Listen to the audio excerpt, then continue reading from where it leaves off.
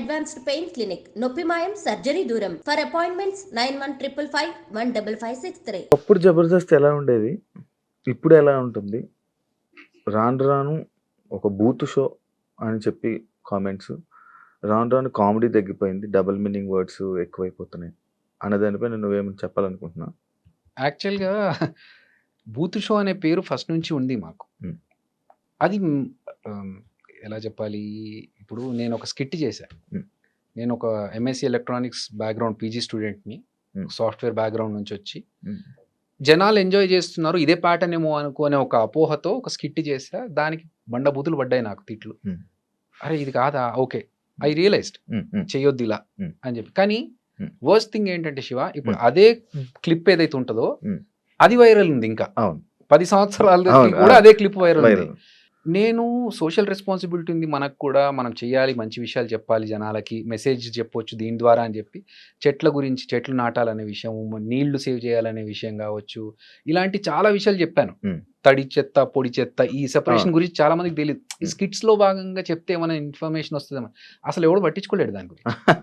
So booth show అని అన్నారు, అవి జరిగినాయి. కానీ చాలా మంది ఏంటంటే వచ్చి మేము బాగా ఎంజాయ్ చేస్తామండి ఇలాంటి స్కిట్స్ అని కూడా చెప్పిన వాళ్ళు ఉన్నారు. సరే అప్పటికి ఇప్పటికీ మారింది, రాను రాను ఇంకా వర్స్ట్ అవుతుంది అంటే మేబీ ఆడియన్స్ పర్స్పెక్టివ్ కూడా మారుతుంది. ఒక డికేడ్ 10 years అవుతుంది కదా జబర్దస్త్ స్టార్ట్ అయ్యి. సో అప్పుడున్న ఆడియన్స్ ఇప్పుడున్న ఆడియన్స్ కి జనరేషన్ మారేసరికి ఆ తేడా వల్ల మేబీ అలా అనిపిస్తుందేమో. బట్ ఎక్స్ట్రీమ్ వెళ్ళిపోయి చేస్తున్నవైతే ఏం లేవు, ఆల్రెడీ ఫస్ట్ నుంచి ఉన్నవే ఇప్పుడు చేస్తున్నారు. ఇప్పుడున్న వాళ్ళు కూడా మా టీమ్స్లలో ఉన్న వాళ్ళు ఇప్పుడు టీమ్ లీడర్స్ అయ్యారు. అంతే తప్ప మరీ బండబూతులకు వెళ్ళిపోయి వల్గర్గా చేస్తున్నా ఉంటే ఉండొచ్చు, నేను చూడలేదు చాలా రోజులు. ఈ మధ్య కాలంలో చూడట్లేదు, నేను వెబ్ సిరీస్ డైరెక్షన్ లో ఉన్నప్పుడు ఇంకా నాకు టైం సరిపోవట్లేదు. ప్రోమోస్ వరకు చూస్తున్నాను కానీ అక్కడికి వెళ్ళి చూసే టైం దొరకట్లేదు.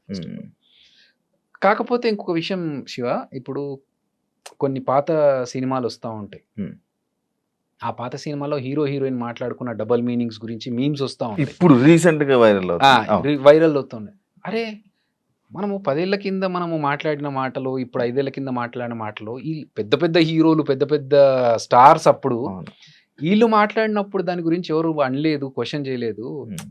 తర్వాత మనం ఏదో బచ్చగలం. ఇప్పుడు వాళ్ళ ముందు స్టాండర్డ్కి మన స్టాండర్డ్ ఎంత, వాళ్లే మాట్లాడినప్పుడు అబ్జెక్షన్ పెట్టలేదు ఆడియన్స్, ఇప్పుడు ఎందుకు దీని మీద పడుతున్నారు, దీని బూత్ షో అంటున్నారు అనేది ఒక చిన్న బాధ అంతే. అని జబర్దస్త్ వాళ్ళు చేసినంత వరకే, దాని తర్వాత దాని అందులో ఉన్న వాళ్ళని వెనక బ్యాడ్ మాట్లాడుకోవడం కానీ, లేకపోతే ఏది పడుతుంది మన గురించి స్ప్రెడ్ చేసి మన తీసేయడం, అలాంటివన్నీ జరుగుతూ ఉంటాయి. అండ్ ఇంకోటి, మనకి వాళ్ళు సపోర్ట్ ఏమి ఉండరు, వాళ్ళు చేసినంత వరకే మనతో ఉంటారు, అది అయిపోయిన తర్వాత వాళ్ళెవరో మనం ఎవరో ఉన్నట్టు ఉంటారు అని స్టేట్మెంట్కి నువ్వు ఏం చెప్తావు? చెంట అన్నాడా? సరే, ఇండస్ట్రీలో ఫ్రెండ్స్ అనే వాళ్ళు ఉండరు బ్రో. నేను 22 సంవత్సరాల నుంచి ఉన్నాను ఇండస్ట్రీలో. ఫ్రెండ్స్ అనేది చాలా rare case scenarios in the industry, film industry. ఎందుకంటే ఒక సినిమా చేస్తున్నప్పుడు ఆ కంపానియన్షిప్ ఎలా ఉంటుందంటే, ఆ వారం 10 రోజులు ఒక అరకులో షూటింగ్ జరుగుతుంది అనుకోండి, అప్పుడు you are my best friend, ఎందుకంటే ఇంకా వేరే ఎవరు ఉండరు అప్పుడు. సో అప్పుడున్న ఫ్రెండ్షిప్ వేరు. కానీ అదే లైఫ్ లాంగ్ కంటిన్యూ చేయాలని అవతల వాళ్ళు ఎక్స్పెక్ట్ చేస్తారు కదా, దట్ వోంట్ హ్యాపెన్. ఎందుకంటే వీళ్ళు నెక్స్ట్ సినిమాకి వెళ్ళినప్పుడు అక్కడ ఇంకో ఫ్రెండ్ దొరుకుతాడు. సో ఇది రొటేట్ అవుతూ ఉంటుంది, ఎవరి పనులు వాళ్ళకే ఉండి, ఎవరు బిజీ వాళ్ళకే ఉంటుంది. సో అవతల వాళ్ళకి హెల్ప్ చేయడం అనేది ఒక రేంజ్ వరకు ఓకే. ఫర్ ఎగ్జాంపుల్ ఇప్పుడు నువ్వు వచ్చి, అన్న నాకు ఇది ఒక చిన్న విషయం ఉంది, నాకు ఒక సజెషన్ కావాలి, ఒక హెల్ప్ కావాలి, ఇది అన్నాను అనుకో, నా వల్ల ఎంత అవుతుందో అంత చేయగలుగుతాను. నా అంతకు నేనే వచ్చి నీ దగ్గరికి ఏంటి నీ పొజిషన్ అనే వాళ్ళు చాలా తక్కువ మంది ఇండస్ట్రీ. సో ఎవరి పనుల్లో వాళ్ళు ఉంటారు. First of all we should not expect చేసుకోవడం వల్ల ఇలాంటివన్నీ వస్తాయి. ఎగ్జాక్ట్లీ. ఇప్పుడు నేను ఎందుకు వేరే ఫ్రెండ్స్తో తిరగను, ఇంటికి వెళ్ళిపోయి నా పని నేను చేసుకుంటా అంటే, ఈ ఫ్రెండ్షిప్ అనేది సినిమా ఇండస్ట్రీలో not a genuine thing. So కలవడం వరకు, మాట్లాడుకోవడం వరకు హ్యాపీ, అది ఓకే. అంతేగాని నాకు ఇతని వల్ల ఏదన్నా ఆపర్చునిటీ రావాలనో, లేకపోతే అతని వల్ల ఇంకా సపోర్ట్ దొరకాలనుకోవడం కష్టం. మనం ఎక్స్పెక్టేషన్స్ పెట్టుకోకపోతే మనం హ్యాపీగా ఉంటాం. ఇప్పుడు ఆ ఎక్స్పెక్టేషన్ పెట్టుకోకుండా ఉండాలంటే మనం ఏం చేయాలి, మనకు తగ్గట్టుగా మనం ప్లాన్ చేసుకోవాలి. అంతే తప్ప ఇప్పుడు నాకు కష్టాలు ఉన్నాయని నేను చెప్పి ఏదైనా అవసరం ఉంది అనుకుంటే, ఒకసారి అంటే 2 సార్లు అంటే అవతల హెల్ప్ చేస్తారు. ఎన్నిసార్లు చేస్తారు అవతల వాళ్ళు? చేయరు. సో అవి ఉన్నాయి. బట్ మా జబర్దస్త్ విషయంలో నేను చెప్పాలనుకుంటున్నాను. Hmm. ఇప్పుడు మీరు అడిగిన కాంటెక్స్ట్ తెలుసు కాబట్టి Hmm. పేర్లు చెప్పను. బట్ మా దాంట్లో జబర్దస్త్లో ఒక పర్సన్కి హెల్త్ బాగాలేకపోతే మేమందరం కలిసి సపోర్ట్ చేసుకొని, అతను అడగలేదు అయినా కూడా మన ఫ్యామిలీ మెంబర్, మన జబర్దస్త్ ఫ్యామిలీ నాకు మెంబర్ స్ట్రైక్ అని చెప్పేసి అందరం కలిసి సపోర్ట్ చేసాం. అప్పుడు నాగబాబు గారు, రోజా గారు అందరూ సపోర్ట్ చేశారు డబ్బులు ఇచ్చి ఆపరేషన్ చేయించుకోవడానికి. ఒక పర్సన్కి వాళ్ళ పేరెంట్స్ చనిపోతే ఇక్కడ నుంచి వెళ్ళడానికి డబ్బులు లేవంటే మళ్ళీ మేము అందరం కలెక్ట్ చేసుకొని ఇచ్చాం. అప్పుడు కూడా అతను అవతల పర్సన్ అడగలేదు. సో కొన్ని సందర్భాలు ఉంటాయి శివ, అప్పుడు అడగాల్సిన అవసరం లేదు, ఇచ్చేస్తాం, చేస్తాం, అందరూ ఎంత అయితే అంత, ఎవరి వల్ల ఎంత ఎంత జరుగుతుంది. కానీ అన్ని సందర్భాలు అందరికీ అంటే కష్టం. ఆ సందర్భం కూడా ఒకటి ఉంటుంది సార్. ఫర్ ఎగ్జాంపుల్ ఒకరి ఫాదర్ చనిపోయారు, ఇక్కడ నుంచి అంత్యక్రియలకు వెళ్ళడానికి కూడా వెళ్ళే పరిస్థితి లేదు అన్నప్పుడు that is a worst situation. ఆ సిచ్యువేషన్లో మన దగ్గర ఉన్నా లేకున్నా తీసి ఇవ్వాలి ఎక్కడి నుంచి అన్న. కానీ వేరే వేరే కాంటెక్స్ట్లో అవసరం ఉంది ఇవ్వాలి అన్నప్పుడు ఎంతవరకు అది అవసరం, దానికి ఎంతవరకు హెల్ప్ చేయొచ్చు అనేది కూడా అందరు ఆలోచిస్తారు. సో అక్కడే జరుగుతాయి కొన్ని.